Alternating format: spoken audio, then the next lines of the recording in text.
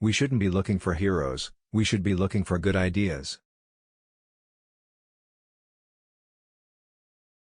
The whole educational and professional training system is a very elaborate filter, which just weeds out people who are too independent, and who think for themselves, and who don't know how to be submissive, and so on, because they're dysfunctional to the institutions.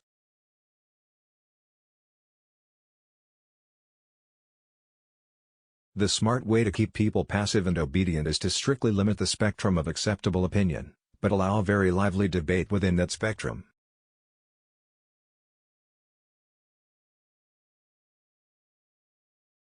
Optimism is a strategy for making a better future. Because unless you believe that the future can be better, you are unlikely to step up and take responsibility for making it so.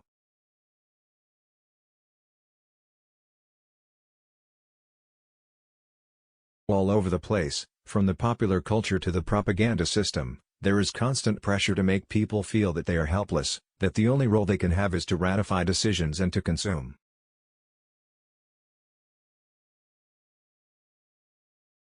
If you assume that there is no hope, you guarantee that there will be no hope. If you assume that there is an instinct for freedom, that there are opportunities to change things, then there is a possibility that you can contribute to making a better world.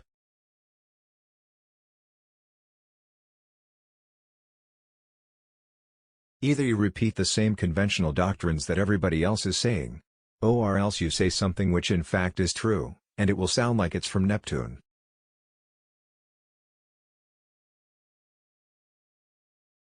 That's the whole point of good propaganda.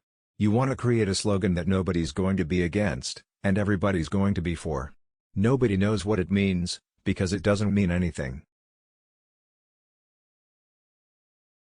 It is quite possible, overwhelmingly probable, one might guess, that we will always learn more about human life and personality from novels than from scientific psychology.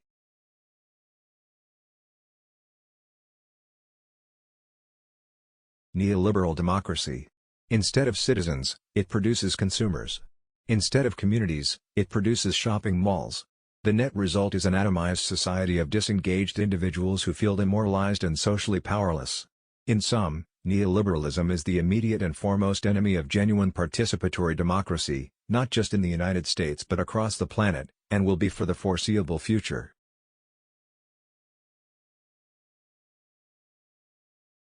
Responsibility, I believe, accrues through privilege. People like you and me have an unbelievable amount of privilege, and therefore we have a huge amount of responsibility. We live in free societies where we are not afraid of the police. We have extraordinary wealth available to us by global standards. If you have those things, then you have the kind of responsibility that a person does not have if he or she is slaving 70 hours a week to put food on the table, a responsibility at the very least to inform yourself about power. Beyond that, it is a question of whether you believe in moral certainties or not. How people themselves perceive what they are doing is not a question that interests me. I mean, there are very few people who are going to look into the mirror and say, "That person I see is a savage monster." Instead, they make up some construction that justifies what they do. If you ask the CEO of some major corporation what he does, he will say, in all honesty, that he is slaving 20 hours a day to provide his customers with the best goods or services he can and creating the best possible working conditions for his employees. But then you take a look at what the corporation does, the effect of its legal structure, the vast inequalities in pay and conditions, and you see the reality is something far different. It is important to bear in mind that political campaigns are designed by the same people who sell toothpaste and cars. It's ridiculous to talk about freedom in a society dominated by huge corporations. What kind of freedom is there inside a corporation? They're totalitarian institutions. You take orders from above and maybe give them to people below you. There's about as much freedom as under Stalinism.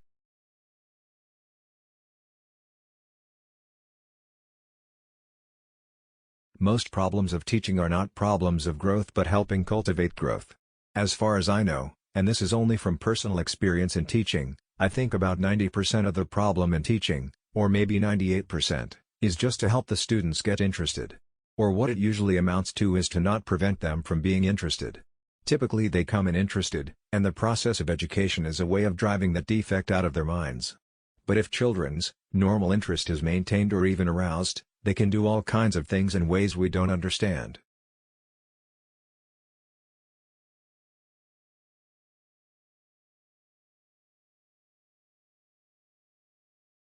Goebbels was in favor of free speech for views he liked.